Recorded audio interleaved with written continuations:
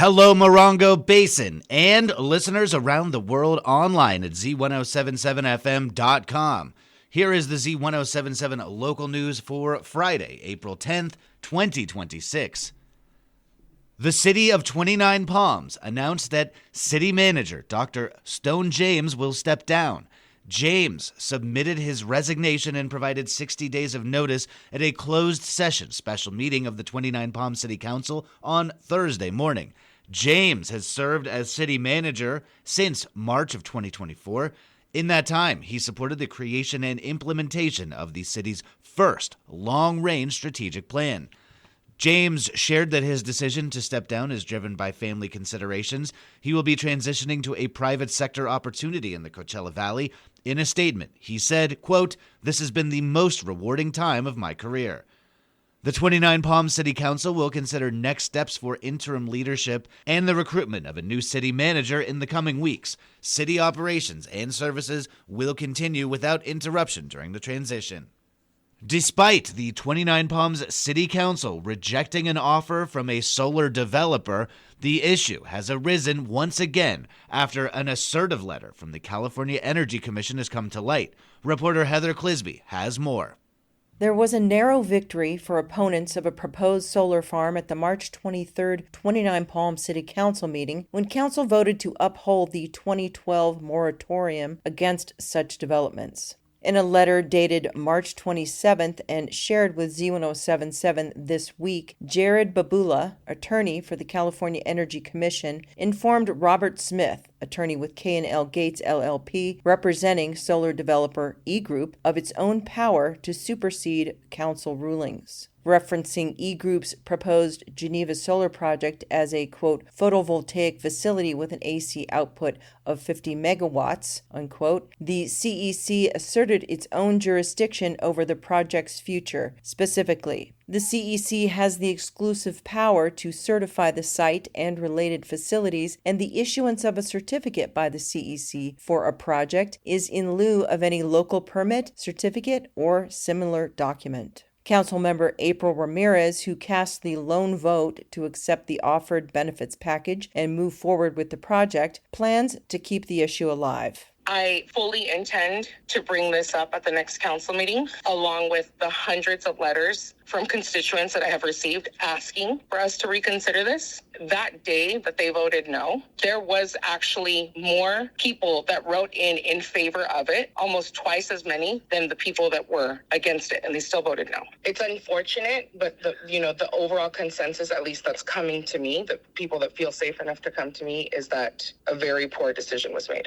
Ramirez noted that while the March 23rd meeting saw many in-person opponents of the project, many constituents in favor made their support clear through other means. Phone calls, letters, emails, and 2 petitions, one with 45 signatures and another with 20 to 30. She stated that the Brown Act dictates that council members must weigh these expressions the same as an in-person statement. To formally revisit the issue, Ramirez would have to make a motion and have it seconded by a fellow council member for a future agenda item. And what it really does ultimately is it signals to any other developer or solar project or anything that wants to come here, don't even waste your time with the city. Just go straight to the state and don't even try to do a negotiations package. So we're closing doors of opportunity before they've even opened. The next meeting of the 29 Palms City Council is Tuesday, April 14. Reporting for Z107.7, I'm Heather Clisby. The Morongo Unified School District's Enrollment Advisory Committee met last night in Joshua Tree for its 5th time. They are continuing to review the declining enrollment and possibility of consolidating schools within the Morongo Unified School District. Reporter Hillary Sloan was there and joins us with this report.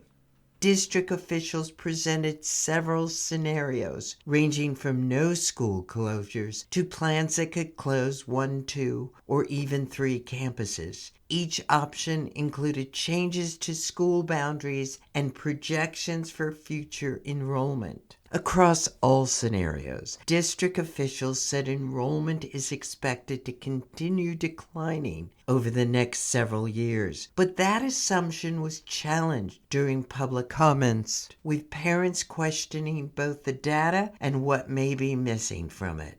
Transportation was a major focus of the discussion. District staff said that most current bus routes run for less than an hour, and that, in some consolidation scenarios, adding routes could shorten students' travel time. Financially, officials estimate that closing schools could save up to $1 million per site annually. Even after transportation costs, the district could still see net savings to be reinvested in programs and facilities. Committee members also discussed long-term planning, noting that changes would not take effect immediately. The earliest possible implementation would begin in the 2027-2028 school year, with any closures potentially phased in over several years. Public comment reflected both concern and complexity. Christina, a teacher at Landers Elementary, spoke about the benefits of small schools. At Landers, I know every student, our custodian knows every student,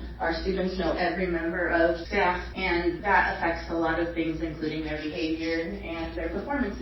Kylie Neiman, a parent of students at Friendly Hills Elementary, suggested that the board's survey include more in-depth questions, such as what the parent would do if the school closes. If your school closes, are you going to homeschool? Are you going to charter? Are you going to transfer? Are you going to move? There were also calls for the district to focus on attracting more students, particularly from the area's large homeschooling population. The committee will continue reviewing data and refining its recommendations in the coming weeks, with additional opportunities for public input. For Z107.7 News, this is reporter Hillary Sloan.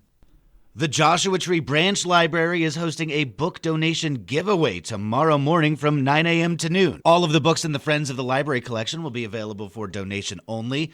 That means you can take what you want and pay what you want.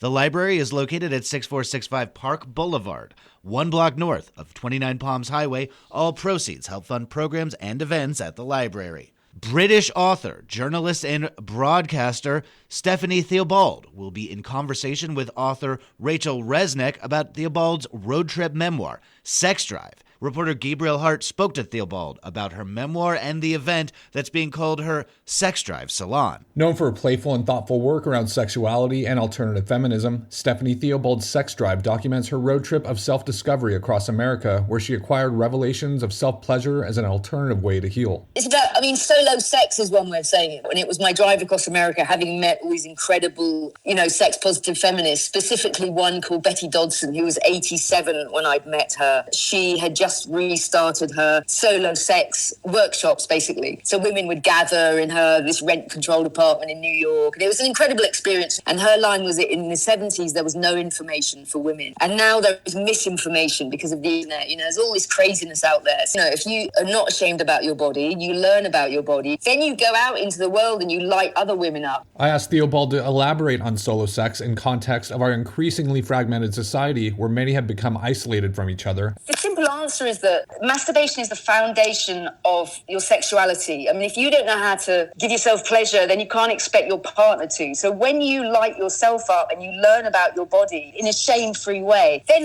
wow, abracadabra, man, you can go out there and you're going to light the world up, and then you will find the most amazing partner, and you will not expect your partner to please you. You know who you are. For the past 6 years, Theobald has been living in the California high desert, 3 of them spent in a cave at Boulder Gardens Sanctuary in Pioneer Town. For Saturday's event, Theobald will explore the power of confession on the page, the last remaining taboos around female desire, and the importance of women speaking openly and truthfully about pleasure. Expect a lively, intimate exchange blending literature, personal experience, and a touch of irreverence, including a round of, quote, solo sex bingo, where participants can contribute anonymous fantasies into the pot. The Sex Drive Salon starts at 3 p.m. this Saturday at Desert General, located at Kitchen in the Desert at 6427 Mesquite Avenue in 29 Palms.